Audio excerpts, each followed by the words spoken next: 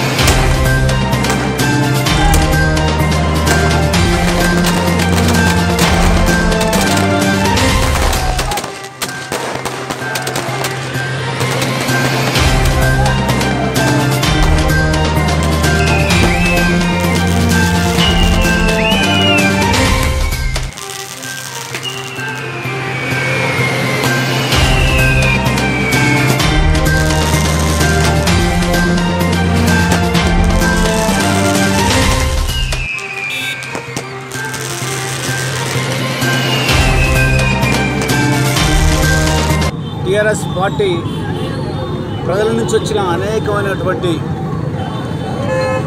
సూచనలను manifesto committee కేకే గారి సారథ్యంలో మా కమిటీ నిండుగా వచ్చిన సూచనలన్నింటినీ కూడా పరిగణలోకి తీసుకొని కేసీఆర్ గారి సమక్షంలో మళ్ళీ వడబోసి పాక్షికంగా ఈరోజు మేనిఫెస్టో రిలీజ్ చేయడం జరిగింది. చాలా రోజుల నుంచి ప్రజలలో ఒక కోరిక ఉండింది. కేసీఆర్ గారు తెలంగాణ వచ్చిన తర్వాత పట్టుబట్టి నీళ్లు తెచ్చి పంట పొలాలకు ఇస్తున్నాడు కాబట్టి భూమి మీద ఆశ పెరిగి ప్రేమ పెరిగి బ్రతుకుదెరు భూమితో ఉన్నదని చెప్పి గ్రహించిన రైతులు డబుల్ బెడ్రూమ్ ఇల్లు కట్టడానికి గాను భూములు ఇచ్చిన రావట్లేదు. ఒక ఎకరం ఉన్న దున్నుకొని బతుకుతాం కదా, మన బ్రతుకుదెరు బతి కదా, నిండుగా నీళ్ళు వస్తున్నాయి కదా, ఆశ పెరిగింది రైతులకు. ఈ తెలంగాణలో బ్రతుకుదెరు పెరిగిందనడానికి నిదర్శనం కేసీఆర్ గారు దిద్దున్న తెలంగాణకు నిలుస్తున్న నిదర్శనం. దాని ధర్మిల ఎమ్మెల్యేలందరం మేము కేసీఆర్ గారి దృష్టికి తీసుకుపోయినాం.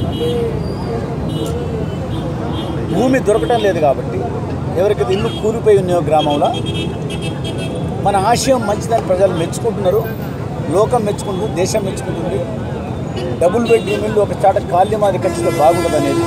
కానీ స్థలాలు దొరకడం లేదు కాబట్టి ఇక్కడ కూలిపోయినావు, వారి స్థలం అక్కడే వారికి ఇల్లు కట్టిస్తుంటే బాగుంటుందని చెప్పి ప్రజల అప్పీల్ ఉన్నది. దాన్ని మనం పరిగణలోకి తీసుకుంటే బాగుంటుంది అనేది వారి దృష్టి తీసుకుని నేను స్వయంగా అసెంబ్లీలో మాట్లాడినది.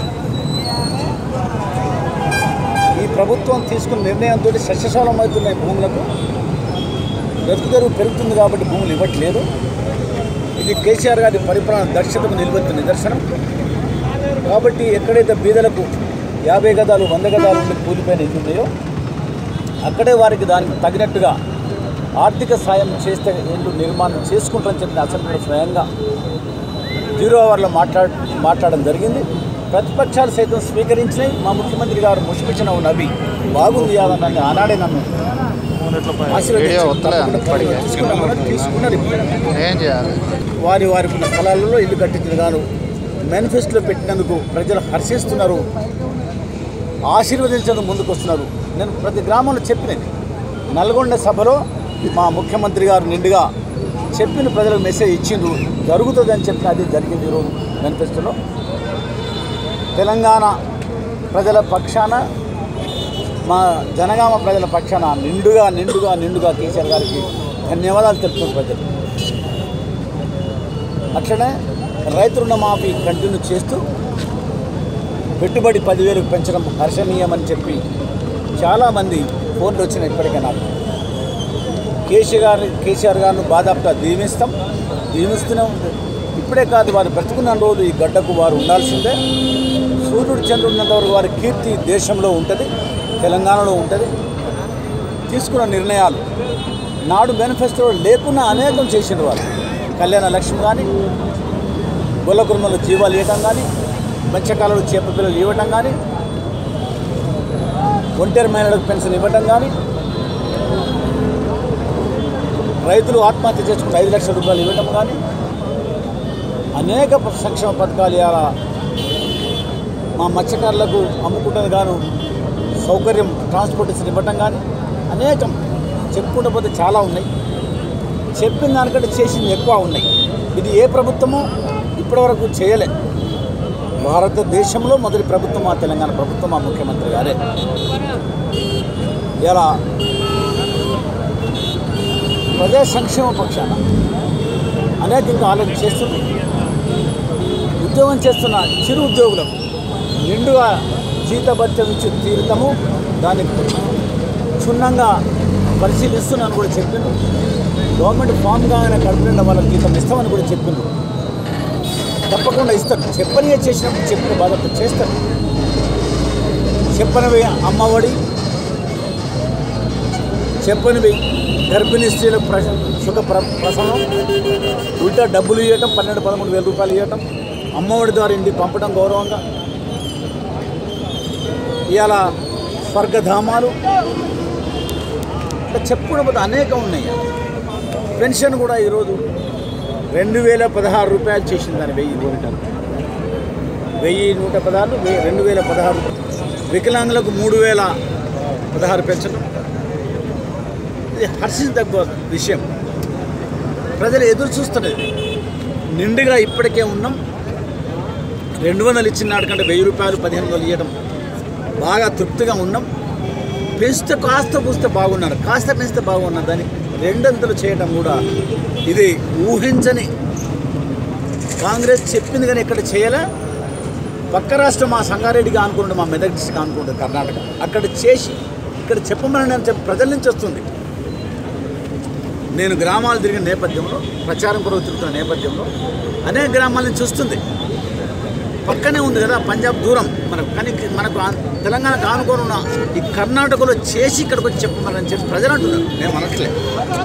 ఇవాళ మేనిఫెస్టోలో క్లియర్ ప్రకటించిన మా ముఖ్యమంత్రి గారు బాజాబ్తా అమలు చేస్తాం. మీరు 225 చేసి 25 ఎగ్గొట్టి 200 ఇచ్చిన మీరు ప్రజలు మేము చెప్పింది నమ్మే స్థితిలో లేరు. ఇవాళ రైతులు ఆత్మహత్య చేసుకుంటే 1 రూపాయి ఇవ్వలేదు. మేము 5 లక్షల రూపాయలు ఇస్తున్నాం. ప్రభుత్వమే డిపాజిట్ చేసి బీమా కొరకు కావాల్సిన ఏర్పాటు చేసి కోట్లాది రూపాయలు కట్టిస్తున్నాయి. ఇలా కంటి వెలుగులు చెప్పలే చేస్తున్నాం. ఇది పాక్షికమే.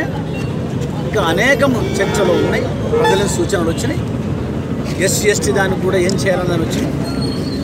ఇలా పరిశీలిస్తున్న కడియం సీఆర్ గారి సారథ్యంలో ఇది కూడా పరిశీలన జరుగుతుంది. తప్పకుండా మరొకసారి మా మేనిఫెస్టో రూపం తాలుస్తుంది. తప్పకుండా మరి ఒకసారి మా ముఖ్యమంత్రి గారు ప్రెస్ ముందుకు ప్రజల ముందుకు బాధ చెప్తాడు. ఇది ప్రజలకు ఉపయోగపడే మాదిరిగా చెప్పి పారిపోయే మాదిరి కాకుండా ఆచరణకు అమలయ్యే విధంగా సాధ్యమయ్యే విధంగా ఆలోచన చేసి నాడు చెప్పినవి ప్రభుత్వం ఎలా ఉంటుందో, కొత్త ప్రభుత్వం, విడిపోయిన ప్రభుత్వం, ఆంధ్ర నుంచి విడిపోతున్న ప్రభుత్వం, ఆస్తి పంపకాలు ఎలా ఉంటాయో, నిధులు ఎలా ఉంటాయో, ఉద్యోగస్తులు ఎలా ఉంటారో తెలివన్నాడు చెప్పని కూడా చేసినాం. ఇప్పుడు తెలిసి చెప్తున్నాడు మా ముఖ్యమంత్రి గారు, పరిపక్వతతో చెప్తున్నాడు. 5 ఏళ్ళు రూలింగ్ చేసిన ముఖ్యమంత్రి గారు చెప్తున్నాడు. అటు ఉద్యమకారిగా తెలంగాణ రాష్ట్ర స్థితిగతులు తెలిసిన ముఖ్యమంత్రిగా నేడు ముఖ్యమంత్రి అనుభవంతో పాటుగా చెప్తున్నాడు. కాబట్టి 3 నవంబర్లు అమలు చేస్తామని అమలు జరుగుతుంది, ప్రజలకు మేలు జరుగుతుంది. బాజాబ్తా 100 పై సీట్లతో ముఖ్యమంత్రి గారు కల్వకుంట్ల చంద్రశేఖర్ తిరిగి ముఖ్యమంత్రి అవుతారు. డిసెంబర్లో గవర్నమెంట్ ఫామ్ చేస్తాము. ఈ తెలంగాణకు సుస్థిర పాలనకు రాబోయే 5 ఏళ్లలో నిండుగా అందుద్ది. ఈ దఫా 2 ఏళ్ళే పాలన చేయగలిగినాం. మిగతా 2 ఏళ్ళు మాకు చిక్కులు చికాకులు, పంపకాలు, ఆస్తి పంపకాలు, ఉద్యోగుల పంపకాలు, నిధుల పంపకాలు, పవర్ పంపకాలు, నీళ్ళ పంపకాలు, అనేక చిక్కులు మేము ఫేస్ చేసినాం. ఇప్పుడు స్థిరత్వానికి వచ్చినాము. ప్రజలు కూడా స్థిరత్వమైన పాలన కోరుకుంటున్నారు. అది తప్పకుండా కట్టబెడతారు. హైదరాబాద్లో మీకు టీఆర్ఎస్ పార్టీకి ఏం లేదు అన్నాడు కార్పొరేషన్ ఎన్నికల్లో, నిలబడి చూపించింది. సెటిలర్స్ అందరూ కూడా టీఆర్ఎస్ పక్షాన నిలబడ్డారు. స్థిరమైన ప్రభుత్వం, ల్యాండ్ ఆర్డర్ బాగా మెయింటైన్ చేసిన ప్రభుత్వం, అందరినీ బాగా చూస్తున్న ప్రభుత్వం, మీవోడు మావోడు అనేది తేడా లేకుండా తెలంగాణలో ఉన్న వాళ్ళు మావోళ్ళు అని చూస్తున్న ప్రభుత్వం అని తీర్పు ద్వారా చెప్పిన ప్రజలు. ఇప్పుడు కూడా మా ముఖ్యమంత్రి గారు మెసేజ్ ఇచ్చింది. చంద్రబాబు నాయుడుకి ఇక్కడ ఏం పని, ఆంధ్ర ముఖ్యమంత్రి అక్కడ ఆంధ్రలో చేసుకోమన్నారు. ఇక్కడ వచ్చేది ఉద్ధరిస్తారంటారు. అక్కడ నీకు సెక్యూరిటీ లేదు, అక్కడ భూ కబ్జాలు ఉన్నాయి, ల్యాండ్ ఆర్డర్ ప్రాబ్లం ఉంది. మా దగ్గర నిశ్చింతగా బ్రతుకున్న మాతో కలిసిమెలిసి బ్రతుకున్న మా ఎమ్మెల్యేలు చెప్తున్నారు. మా ఎమ్మెల్యేలు కూడా చుట్టూ సెటిలర్స్ ఉన్నారు. ఇవాళ రాబోయే రోజుల్లో 100% కల్వకుంట్ల చంద్రశేఖరరావు గారు నెక్స్ట్ డిసెంబర్లో ప్రమాణ స్వీకారం చేస్తున్నారు. ఈ గవర్నమెంట్ రాబోయే 5 ఏళ్ళు నిండుగా వెళ్తుంది. బంగారు తెలంగాణ నిర్మాణం జరుగుతుంది. జై తెలంగాణ.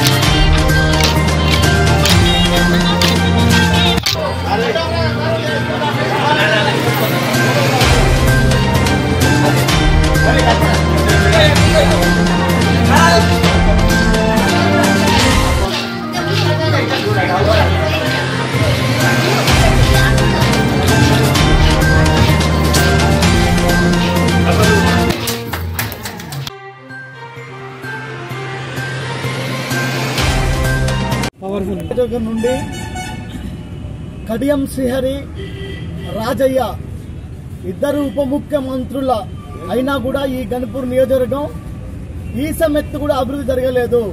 వీరిద్దరి అసమ్మత వాదులారా వీరిద్దరి మీద ఉన్న వ్యతిరేకవాదులారా, వ్యతిరేకత అసమ్మతి ఎందుకంటే తెలంగాణ వచ్చిన తర్వాత 4 సంవత్సరాలైనా కడియం శ్రీహరి గారి ముఖం ఈ కాన్ఫరెన్స్ లో కనబడలేదు.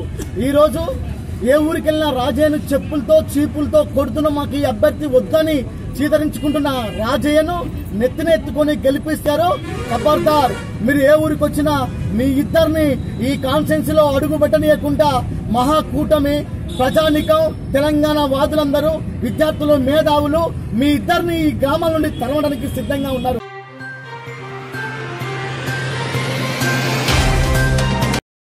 29 సంవత్సరాల వయసులో ఉరికమ్మ మీద ఎక్కి నవ్వుకుంటూ అతన్ని బ్రిటిష్ వాళ్ళు అడిగారు, నీకేమన్నా కావాలన్నా చెప్పు, ఆఖరి కోరిక ఏం లేదంటే నాకు ఏం అవసరం లేదు, స్వాతంత్రం తప్ప ఇంకేం అవసరం లేదని చెప్పి ఉరికమ్మ మీద నవ్వుకుంటూ ప్రాణాలను వదిలేరు. వాళ్ళు బతకాలనుకుంటే ఇంకా 60 ఏళ్ళ వరకు కూడా బతకగలిగే వాళ్ళు. ఎందు గురించి? స్వాతంత్ర్యం గురించి. ఎవరి గురించి? మన గురించి.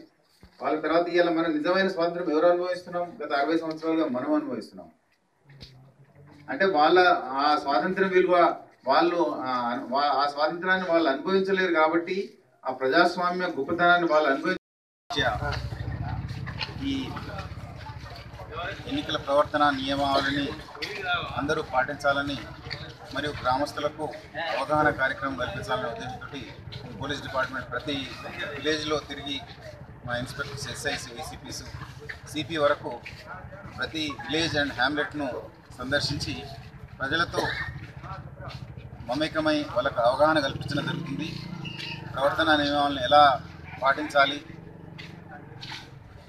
ఉల్లంఘించినట్లయితే ఏం చర్య తీసుకోబడుతుంది అనేది వాళ్ళకి వివరించడం జరుగుతుంది. ఇది ప్రశాంతంగా ఎన్నికలు నిర్వహించడానికి ఉపయోగపడుతుందనే ఉద్దేశంతో ఈ కార్యక్రమం చేపట్టడం జరుగుతుంది. కాబట్టి అందరూ ఈ ప్రవర్తన నియమాలని పాటించి ఎన్నికలు సజావుగా జరపాలని కోరుచున్నాం.